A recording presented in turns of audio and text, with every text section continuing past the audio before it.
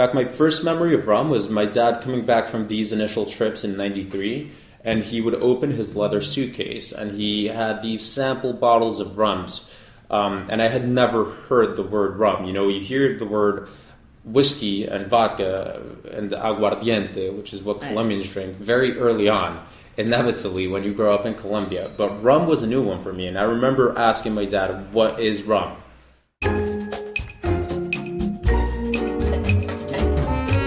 Welcome to the Lush Life podcast. I'm your drinking companion, Susan Schwartz, and I bring you the how-to guide for living life one cocktail at a time. Thanks to my mother's love of martinis, the first words I spoke were shaken, not stirred, and I've been obsessed by cocktails ever since. Together, we'll learn from bartenders, brand ambassadors, distillers, and others why certain drinks are popular in certain cultures, how to make the perfect old-fashioned, when to shake and when to stir, and so much more. Hear that sound? It's time to cozy up to the bar and let the fun begin. Our guest today has succeeded in bottling the wonder that is Colombia's Caribbean coast. From a family not afraid to take chances, Miguel Riascos de Castro was destined to create Terra rum. It was in his blood. I was born in Colombia. I was born in Bogota to a mother from Barranquilla who's got Dutch heritage, from Curaçao, so all very Caribbean, and a father from Santa Marta, which is another small Caribbean city in the Colombian Caribbean, so right next to the Sierra Nevada de Santa Marta, which is actually the highest mountain on any coastline in the world. So it's like 6,000 meters high, super lush, biodiverse. I think it is kind of like a Caribbean icon. So my family on both sides was always very much Caribbean, but I was born in Bogota. And if you've ever been to Colombia, there's kind of a divide. Even though we're all Colombians, there's a bit of a cultural divide between people from the Caribbean and people from the interior, from the mountains, from the Andes. So even though I don't speak with a Caribbean accent when I speak in Spanish, I definitely do feel part of the Caribbean through heritage and my background and the whole thing. And strangely enough, the people from Bogota don't really see me as one of their own either, which is nice. Hot-blooded versus cold-blooded? Ish. Yeah, it's kind of that type of thing. You know, the people in the Caribbean, they're super laid back. They're all about music, flavors, colors, etc., as you would expect people from any Caribbean nation to be. People from Bogota are, of course, still very interesting, but they're a lot more reserved, a lot more cold-blooded in that sense, yes. And so, you grew up all around rum. I grew up in Bogota. I grew up all around rum, and more than actually growing up around rum, I grew up just seeing how a rum business was put together. You look at these Caribbean rum hubs, and you look at the big Caribbean rum names, and they've been going on for hundreds of years, and it's almost impossible to imagine how they came into fruition. Whereas our story in Colombia is actually a story of a small family putting together a rum company from scratch, and that was actually how I grew up. I'm 31 years old now. I was born in 1986, and prior to 1993, our family was in another business. We weren't in the rum business. So I got to see how my father and grandfather put the first blocks there in place, and how it evolved from there. What were they doing beforehand? So as many Caribbean families do, they were in agriculture, especially bananas, at a time when Colombia was, a banana republic, one of many. And Colombia has, of course, blossomed into this amazing country with a booming economy, and and many interesting things going for it. But back in the day, and this is no surprise to absolutely anybody, Colombia was going through tough times economically and politically, socially as well.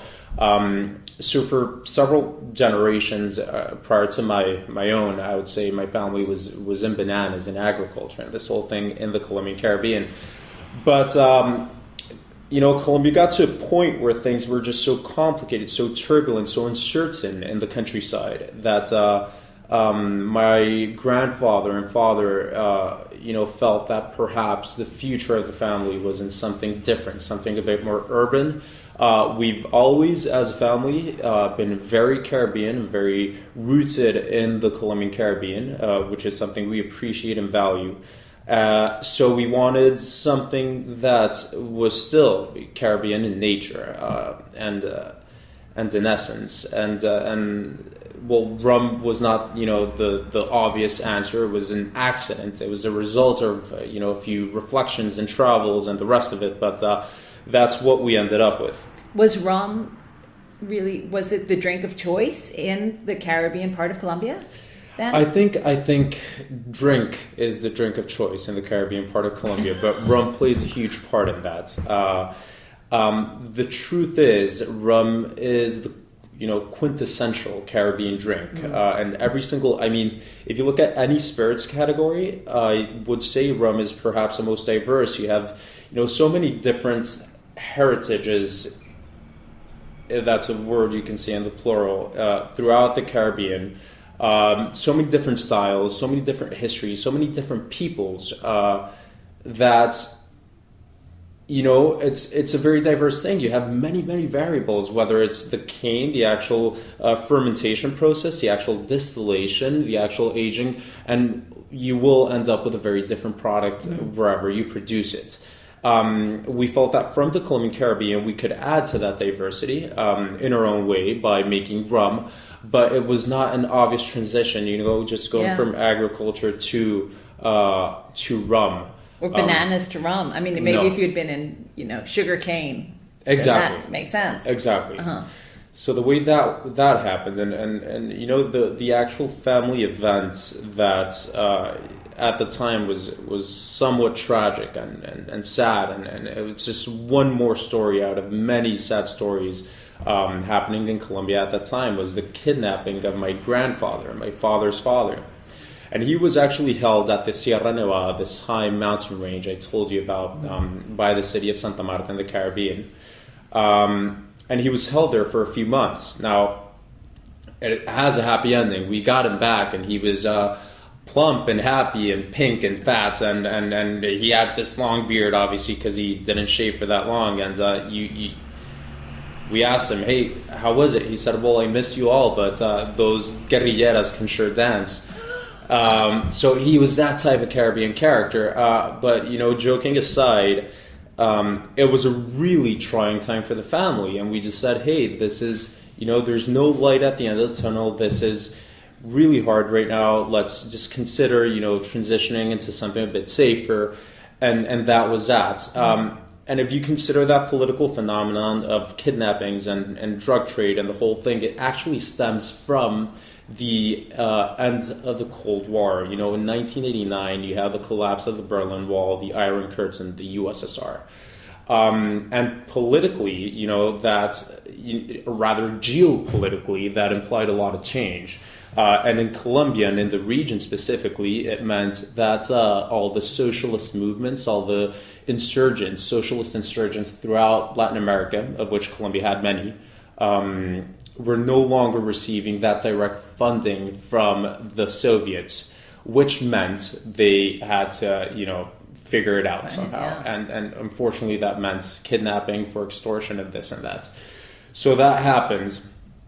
And my grandfather, despite this very, very trying experience, he actually managed to connect the dots, and he said, well, you know what, if indirectly the root cause of my kidnapping is this shift in politics, then perhaps we should look to Cuba for a future in the family.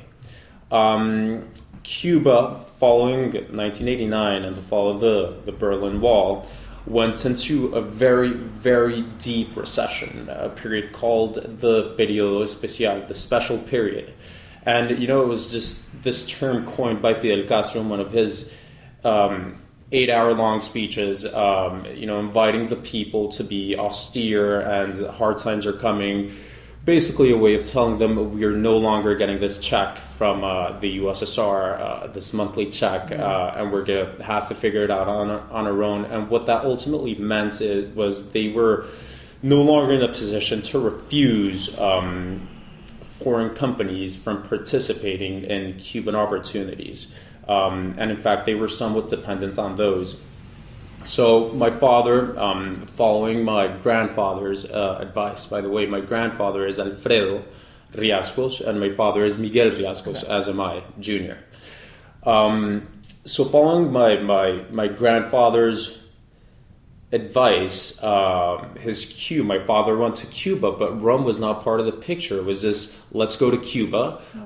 There's a Colombian saying, el que pega primero pega dos veces. He who hits first hits twice. So we wanted to be the first to hit. Went to Cuba.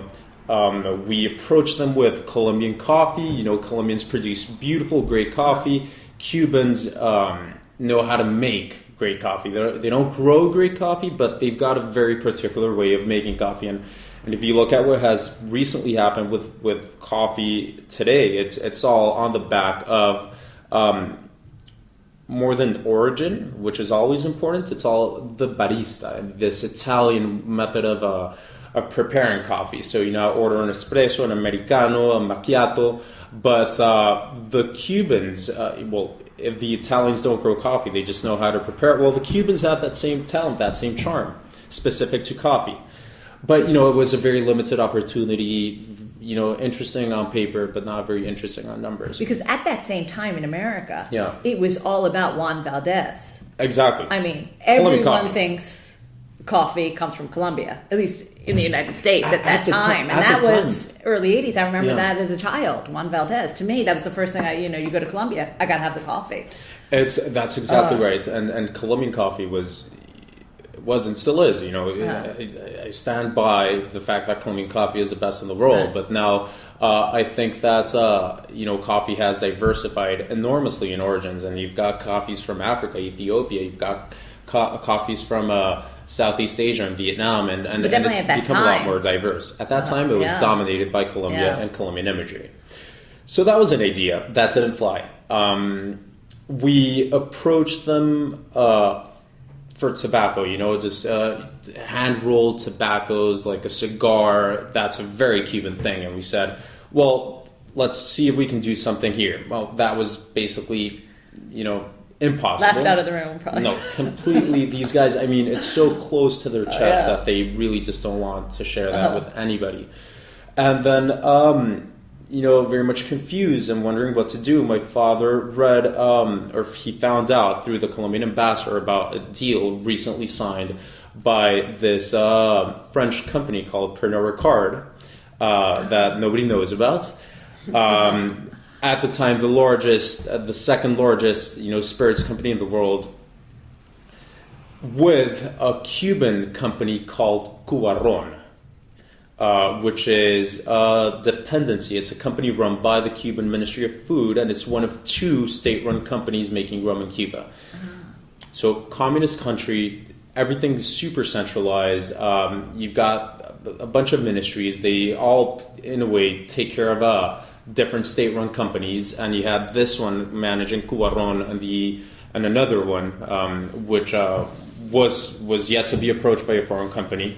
But to finish that story, Pernod Ricard at the time, and this was 1983, approached Cubaron, who held this brand Havana Club, and from there they put together a joint venture, Havana Club International. And what it was the French offered their distribution, their access to markets as a multinational, the whole thing, and the Cubans could continue doing what they did best, which was to make good rum. So my father saw an opportunity there, and he approached the other company making rum in Cuba, which was Tecnoazúcar. Tecnoazúcar was a rum making company or the company making rum for the Cuban Ministry of Sugar, which just the fact that they have a Ministry of Sugar shows you how important that industry actually is for them. And to make a very long story short, they actually, my father actually traveled to Cuba about 27 times in 1 year, which is something I can only imagine my mom being thrilled about. And he managed to sign a technological exchange agreement. So obviously the Cubans didn't want to infringe on whatever they had agreed with the French. They wanted to respect that agreement. So we put together different agreements, which is just all about know-how and technological exchange. We mentioned how at the time Colombia was, the mecca for coffee in the world. But if you look at rum, it was all Cuban. Now we have rum from all over the Caribbean. I mentioned it being the most diverse category out of all spirits. But at the time, it was almost exclusive to Cuba and Cuban imagery. It was all about Cuban tobacco, Cuban rum, that type of thing. So getting that know-how, firsthand was a very, very important thing for the family. I love how he brought competition. Yeah. To a communist country. It's interesting though, and I believe that through deals like these, the Cubans have seen kind of like the light, and that having a club has in a way branded the country, and it's made it into an accessible nation to visit, and I think they haven't, that hasn't gone over their heads. They've gotten that, so which is always interesting. Obviously, I think that island, inevitably will open up, and it has a very bright and beautiful future ahead. If you've ever had the chance to go, if not, go. It's amazing.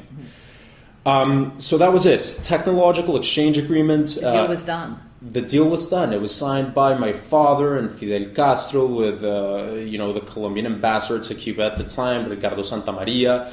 And what it was, a deal whereby we would invest in a very small facility, a very modest facility in the Colombian Caribbean in the city of Barranquilla. And the Cubans would basically send us their best and brightest Cuban master blenders, sugar engineers, rum makers, to teach us how to make rum, how to improve rum, how to work on rum, how to basically put together a rum company. And that's 1993. 1994 actually is when we actually seeded the first barrel with the Cubans in Barranquilla. So you were little. I was little. I was little. In fact, my first memory of rum was my dad coming back from these initial trips in 93, and he would open his leather suitcase, and he had these sample bottles of rums. And I had never heard the word rum. You hear the word whiskey and vodka and aguardiente, which is what Colombians drink, very early on, inevitably when you grow up in Colombia. But rum was a new one for me, and I remember asking my dad, what is rum? And he would just come back from these trips, and very proudly, and my dad was a really young guy then, he was not much older to what I am now. And he would pull out what looked like these little square glass bottles. Think vintage milk bottles filled with rum with handwritten labels. Really neat. And that's kind of like my first interaction with the idea of rum. And from there, it actually became a project, and then a lab, and then an aging facility in a rum factory. So that was a general context. I grew up in. Following 94 and this whole technological exchange. Was it a fait accompli that you would be in this industry when you were studying business? Not necessarily. It's the fact is that I've always admired and looked up to my father, as I think any young kid does, and very much in line with Latin form. It's almost expected that you might, carry the torch further, just pick up where your father left off and do the whole thing. Well, it's hard not to, especially with the burden of history that you have. Yeah. I mean, it's a big history. Yeah, but I could have been anything else, Right. and I come from a loving home. I could have been a journalist. I could have done anything else. Not that I was a good student. We'll get to that later. But we'll get into that later. But it was what it was. It's it was a beautiful thing to be a part of. I think it's a great context to grow up in. Seeing this rum company become reality in the Colombian Caribbean, and growing up, and seeing both countries that you've been involved with change so much in just your short lifetime. Enormously, yeah, absolutely. And we never had the expectations for the company that we had today. The actual business plan was, we make the investment, the Cubans give us all their technology and know-how, we, in exchange, give them a small royalty on sales. And what the Cubans, in addition to that royalty, got out of it was basically an opportunity to access the U.S. market, which is the only market they couldn't access through Pernod even, due to the trade embargo. So have some sort of access, some sort of insights into. So it wasn't just Colombia you were selling them. No, it was the kind of rest of the world. That was the business plan on paper, and of course, paper holds everything. You can plan a lot of things, but in reality, things just work out differently. So that was one idea. The other idea was we wanted to make Cuban-style rum, Cuban recipe rum. But Cuba, rum, as he said, is a result of diversity. It's a result of variety. And Cuba did not have a lot of diversity and variety within. All rum was produced under exactly the same homogeneous, centralized recipe run by the Cuban government. So there was not a lot of diversity there. The other huge thing about rum is the result of history, and it's if the Caribbean is a melting pot, rum is the inevitable result of that. You've got distillation that was initially it's the Arabian technology. You have aging in oak barrels, which at the time, following 1492, was the only way of transporting liquid and water in ships. You've got this really fertile land, tropical land,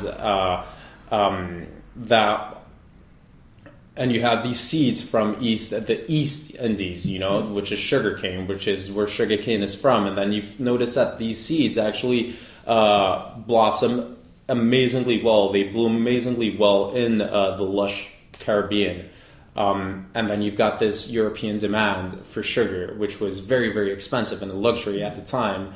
And you put all of these things together. You put, slave labor from Africa, which is a very sad part of this as well. And what you end up coming up with was just an accident, a fluke, rum. Sugar ferments, a still distills, a barrel ages this, and it ends up tasting amazingly well and having a great effect on people and the whole thing. So the outcome was a very, I guess, idiosyncratic rum that you were creating. Totally. Well, the thing is, and that's how every single country, every nation ended up having kind of like their own rum, because they all had their own different elements coming into play and their own rum thing. But when you go back to Cuba, you of course had so much culture and history. I wouldn't dare say that the Cubans lack any culture at all. It's a great place, but in terms of the way the industry was managed, it was very, very homogeneous. And there's another very key thing in making quality Hispanic style rum, and that is one, variety, but two, the freshly dumped ex-bourbon American white oak cask. If you've got a trade embargo, obviously you have no access to these freshly dumped casks. So here we had these bright minds from Cuba who grew up cutting sugarcane for the Cuban Revolution, eventually matured as master blenders in this huge rum and sugar hierarchy in Cuba, making rum with us in Barranquilla in a facility that is tiny. It encourages innovation. It's got a cutting-edge lab. Colombia has always been a free market in a Latin American context, despite whatever history. We've always been a very open market. We've got access to freshly dumped barrels, the best raw materials, and ultimately just an invitation from us to innovate. So rather than just learning how to make rum their way, we ended up, developing a completely new and unique way of making rum, which is what we still do today. So that beginning to the whole thing, that technological exchange agreement, it had an initial term of 10 years. It went from 93 to 2003. After that, we considered we were well above the learning curve.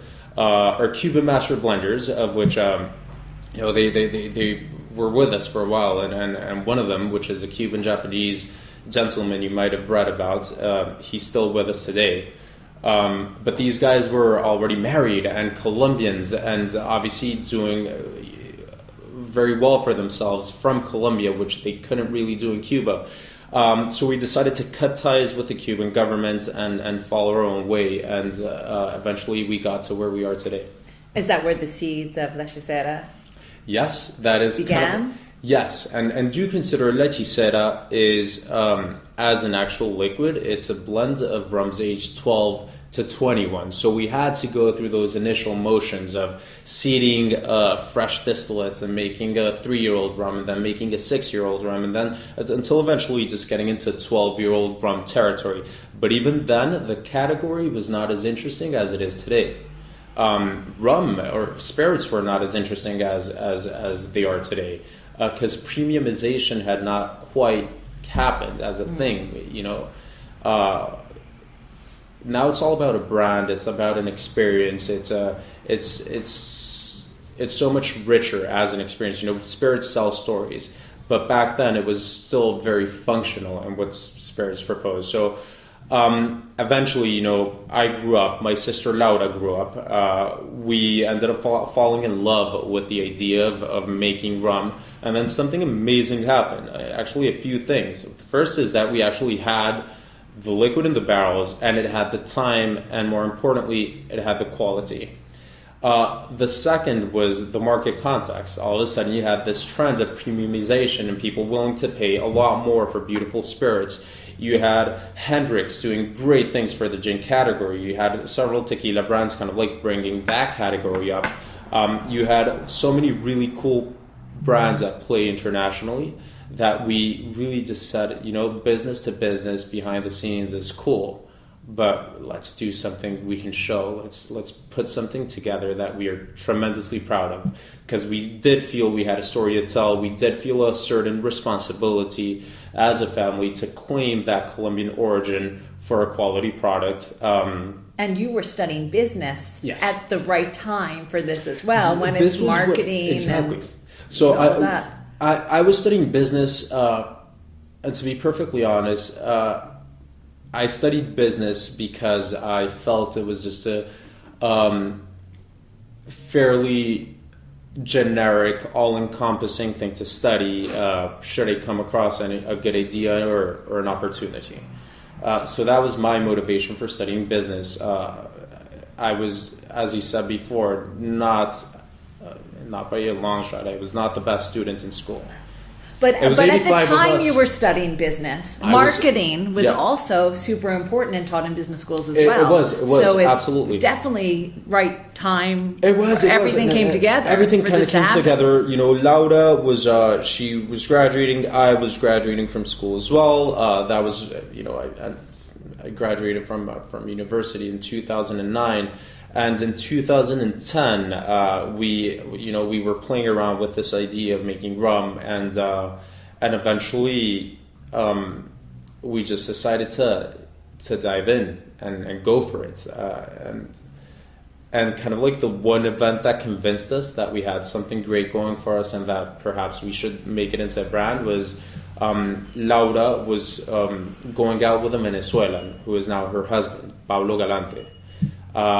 And Pablo had this very, nice, a nickname for her, and it was Hechicera, you're my enchantress. So that's how we initially started playing around with that word and trying to find meaning in the word itself. Well, Laura had been living abroad for a while, for studies, her first job or two in New York and London. and she had a few friends kind of like all over. So when Pablo and Laura eventually decided to get married in 2010, we said, well, let's have all these people over, but what can we give them that is super special, you know? And we said, well, we've got this rum here, and nobody has ever tried it. It's kind of like a family reserve. Let's just put together a cheesy, limited edition, only for the wedding, et cetera, et cetera. So we put together, we bottled 500 bottles of this liquid. It was actually called La Hechicera. You know, it was just a celebration of them. I love that you had enough for 500 bottles in your family reserve. Oh, we have plenty more in our family reserve. But you know, it's what you call ron madre. It's mother rum. And if you just borrow the idea of, you know, mother in vinegar, it's a similar thing. This is a rum that holds your family DNA. It's got exactly the right taste profile, and you use it very sparingly to blend with other rums so that eventually grow up to be like the mother somehow. Right. And it's a beautiful idea. But that was our family reserve, and you know, we had it for blending purposes to kind of like keep the unity of our blends, but we never bottled it. But obviously, special occasion, we bottled it, and what happened next was everybody was absolutely obsessed with the name, with the story, with this and that. We said, hey, well, the liquid is there. Market research. Yeah, totally. I mean, yes. You could have planned it better. In fact, a 500-person focus group, which is always a telling thing. So we had the liquid, we had the market opportunity. All of a sudden, people were looking for rum, and you had Diageo putting together a beautiful brand, Zacapa, and kind of like shining light on this new segment in the category, which was the premium opportunity. And we had a third thing going on, which was an interest in Colombia. Colombia was no longer that super turbulent nation. It was no longer a failed state. In fact, it was the third largest economy in Latin America, and it was growing at double digits, and it was doing very, very well for itself. And it was receiving more foreign direct investment than ever before, more tourists than ever before. And it was, in a way, a Colombian renaissance. And we said, wow, we need to claim this origin with a quality product for this premium rum opportunity. And we had all the confidence we needed from that initial experiment of my sister's wedding, and decided to put together a beautiful brand around that name, La Hechicera, the Enchantress. And the bottle is so beautiful as well. Thank you. How did that come about? Well, we had an idea of what we wanted to communicate with the bottle. We had an idea of what we wanted to celebrate with the actual name, La Hechicera, the Enchantress. You know, Colombia is the most biodiverse country per square kilometer in the world. It is the most fertile nation on earth. It is giving, it is lush, it's got this beautiful mountainous geography, very voluptuous in nature. And Colombia as an entity, at least for us, Colombia has always had this feminine allure. It's always been a feminine energy. And once you meet Colombian women as well, you realize where this femininity comes from. So La Hechicera, as the Enchantress, also, it is, you know, the home of magical realism as a literary genre. It just became a metaphor for Colombia and Colombian magic, and that, you know, Colombia is a place where truth is sometimes wilder than fiction, and we wanted to play with that and the whole biodiversity piece and everything they just mentioned. But we knew that we needed professionals to somehow help us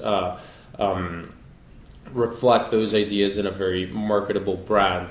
So we interviewed a few very good Colombian branding agencies and a few agencies in London as well.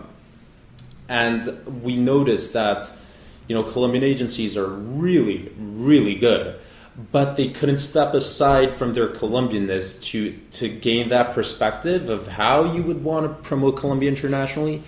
Whereas here in London, we felt that we could kind of like step outside ourselves and look into our Colombianness from a different perspective, and we eventually just wanted something that was Colombian. It was wild, it was lush, it was beautiful. It had that edge that you would expect from a country like Colombia, but it was still elegant and refined. We wanted something from the New World looked at from an old world optic, if you will. So we decided in 2011 to start a branding process with professionals here in London. That went on for a while, but it eventually took us to this concept of this rum, this potion from this magical, beautiful country that is Colombia. It is a vision of a different Caribbean, and rum is Caribbean, and it always has been. But when you mention the Caribbean or think of the Caribbean, there is this generic imagery that one goes to, which is small islands, light green vegetation, tall palm trees, hammocks, cocktails with umbrellas, reggae music, and the whole thing. And that is the Caribbean, by the way, and it's a beautiful side of the Caribbean, and Colombia even participates in that version of the Caribbean somehow. But the Colombian Caribbean is a lot more. Colombian Caribbean is a Caribbean of contrasts. We've got the northern peninsula of La Guajira, which is it's covered in deserts and sand dunes like you would get in the Namibian deserts. You got the Sierra Nevada de Santa Marta, which is the snow-peaked mountain I told you about, where you can stand on a glacier 6,000 feet above sea level and look at the Caribbean and the horizon, which is a crazy thought. And between the Caribbean and those snow peaks, you've got the most lush and biodiverse mountain you can get. The three Indian tribes that inhabit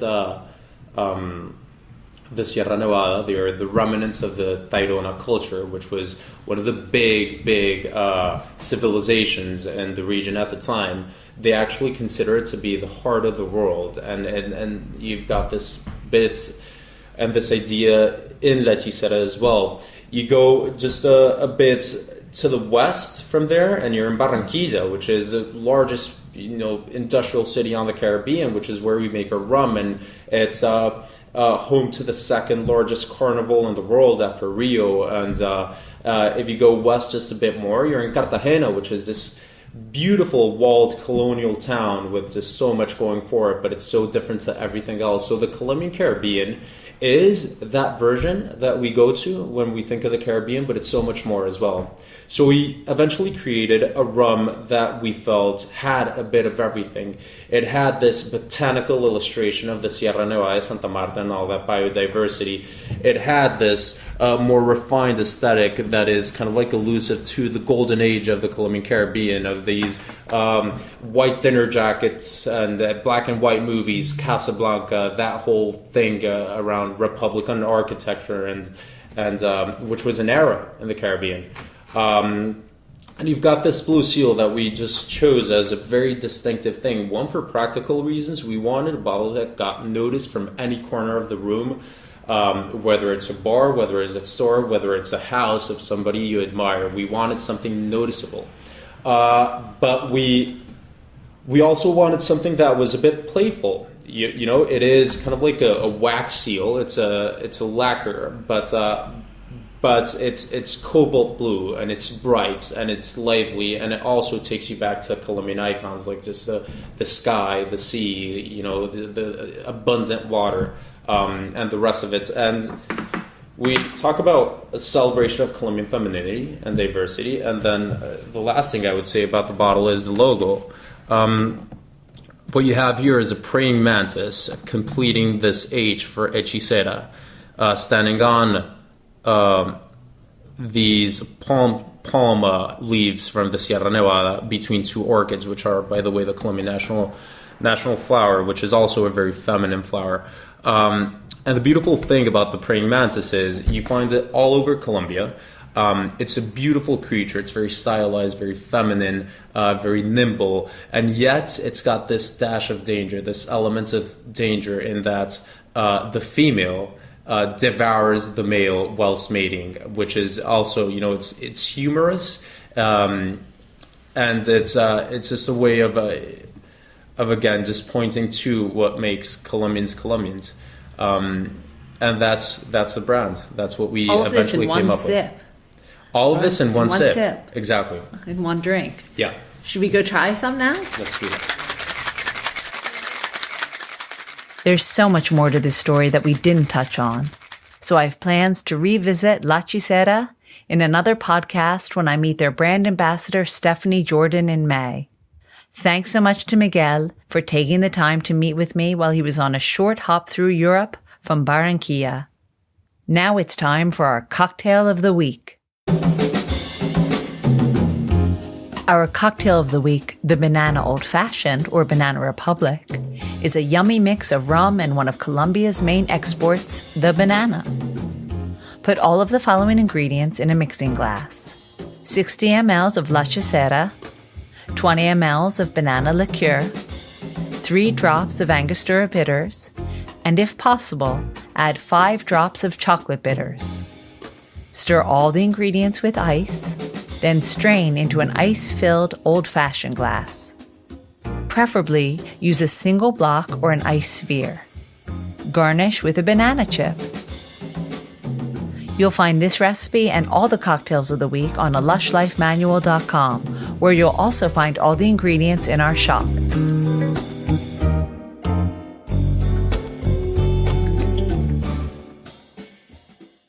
Last week, I was in Edinburgh for Tales on Tour, where the famous cocktail conference, Tales of the Cocktail, which originated in New Orleans, took its show on the road.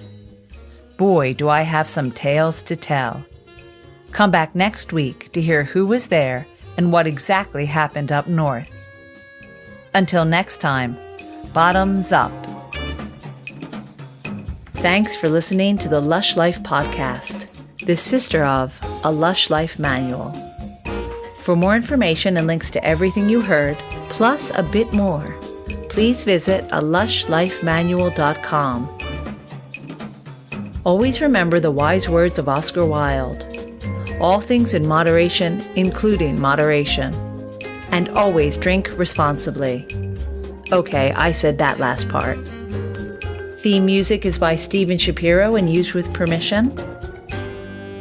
Lush Life is produced by Terra, and I'm your hostess, Susan Schwartz. I'll see you at the bar.